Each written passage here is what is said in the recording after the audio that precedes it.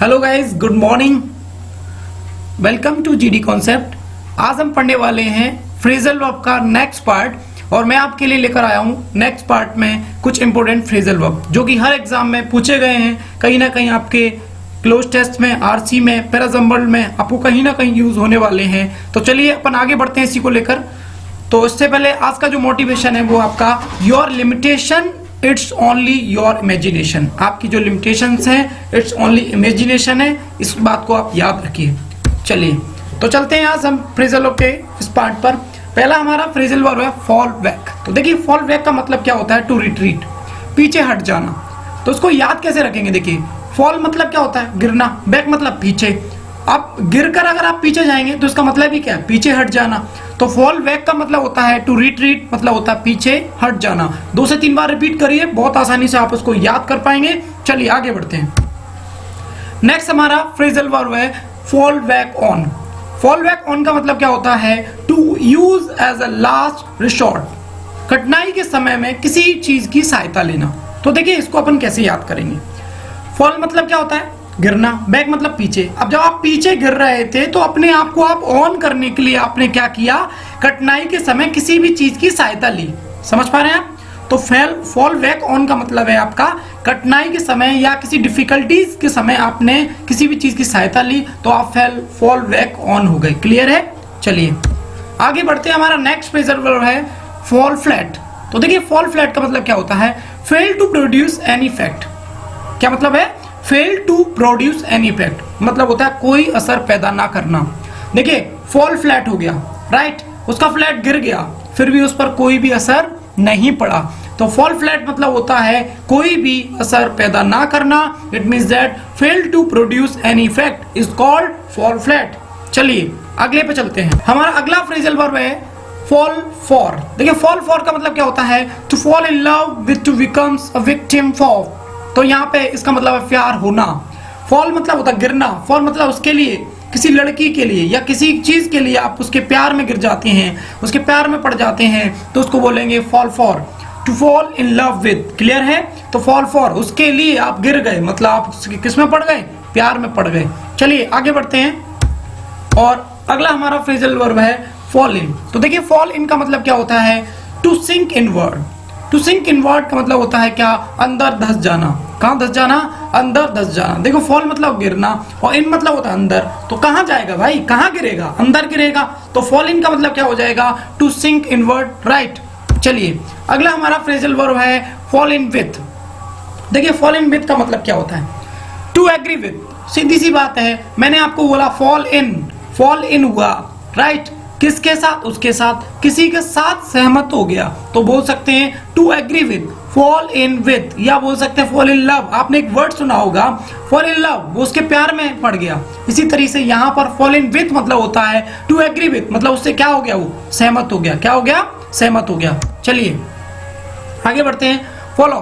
देखिए follow up का मतलब क्या होता है? टू बिकम लेस, डिक्रीज, कम होना। जैसा कि मैंने आपको पहले ही बताया था, फॉलो अप की अगर हम यहाँ पर बात करें तो ओ डबल एफ जो होता है वो नेगेटिव सेंस देता है। क्या सेंस देता है? नेगेटिव। जब नेगेटिव सेंस देता है तो इसका हमेशा, देखो मैं आपको बताऊं, हर कंडीशन में ये नेगेटिव सेंस नहीं देता है, लेकिन 90% अगर आप इसको देखेंगे तो आपको नेगेटिव सेंस देगा। तो इट मींस दैट, देखिए यहाँ पर इसका नेगेटिव सेंस ही निकला, टू बिकम लेस और डिक्रीज, किसी भी चीज का क्या होना? कम होना। चलिए फॉल आउट। देखिए फॉल आउट का मतलब क्या होता है? To quarrel with, to happen मतलब झगड़ा होना। फॉल आउट हो गया वो, फॉल मतलब गिरकर आउट हो गया।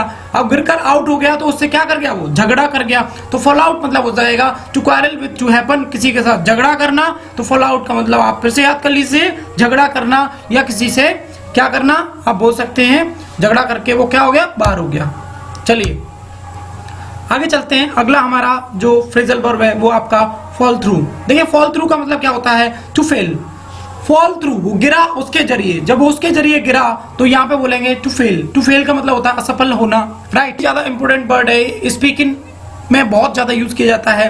जब आप स्पोकन इंग्लिश की बात करते हैं तो फील लाइक वर्ड बहुत ही ज्यादा यूज किया जाता है। I feel like to go to Mumbai, मेरा मन कर रहा है मुंबई जाने का। I feel like to study, मेरा मन कर रहा है पढ़ाई करने का।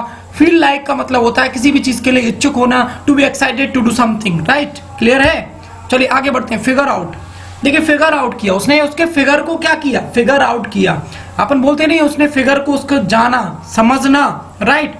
तो यहाँ पे इसका मीनिंग हो जाएगा टू अंडरस्टैंड। फिगर आउट का मतलब क्या हो जाएगा, टू अंडरस्टैंड। चलिए आगे है नेक्स्ट, फिश फॉर। देखिए तो फिश फॉर का मतलब क्या होता है, फिश मतलब क्या होता है, मछली, और मछली के लिए वो क्या कर रहा है, उसका प्रयास कर रहा है। फिश फॉर मतलब क्या होता है, फिश मतलब मछली, और मछली के लिए वो क्या कर रहा है, उसको पाने का प्रयास कर रहा है। तो यहाँ पर हम बोल सकते हैं टू सीक समथिंग बाय और एज ए बाय फ्रोविंग।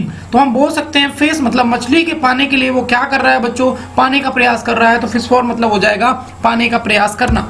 चलिए अगला फ्रेजल वर्ब है हमारा फ्लाई ओपन। तो देखिए फ्लाई ओपन क्या हो गया, वो फ्लाई मतलब होता है उड़ना, और उड़ते हुए वो क्या हो गया, ओपन हो गया। मतलब क्या हो गया, अचानक खुल जाना, सीधा सीधा मीनिंग आ रहा है। फ्लाई ओपन का मतलब क्या हो जाएगा यहाँ पर, अचानक खुल जाना। चलिए अगला हमारा फ्रेजल वर्ब है फॉलो अप। देखो फॉलो अप का मतलब क्या होता है, जनरली हम हमारी लाइफ में किसी ना किसी को फॉलो करते हैं, उसी से मिलकर बना हुआ है फॉलो अप। फॉलो अप मतलब होता है टू परस्यू, आप उसको फॉलो कर रहे हैं क्योंकि आप अपना मकसद पूरा करना चाहते हैं, इसलिए हम बोल सकते हैं फॉलो अप का मतलब क्या होता है स्टूडेंट, मकसद पूरा करना, या बोल सकते हैं टू परस्यू। क्लियर है। चलिए गेन ऑन। देखिए गेन ऑन का मतलब क्या होता है बच्चों, नजदीक आना। गेन ऑन मतलब क्या होता है, आपने अपनी लाइफ में गेन ऑन किया, क्या किया, गेन किया। आप किसी भी चीज का गेन करते हैं, गेन करने का मतलब किसी चीज को प्राप्त करना। आप अपने रिश्तेदारों से कुछ रिलेशंस बनाते हैं तो आप उनको गेन ऑन करते हैं, गेन ऑन करते हैं मतलब आप उनके पास में जाते हैं, उसको हम बोलते हैं gain on. To come close to someone or something that you are chasing. Clear है। तो गेन ऑन का मतलब क्या हो जाएगा, to come close or someone or something that you are chasing. Clear है। तो यहाँ तक हमने समझा इस बात को। मैं आपको एक बार फिर से रिवाइज करा देता हूँ। ये सभी के सभी फ्रेजल वर्ब आपको बैंकिंग में और एसएससी में देखने को मिल जाएंगे। चलिए हमारा फ्रेजल वर्ब था पहला फॉल बैक।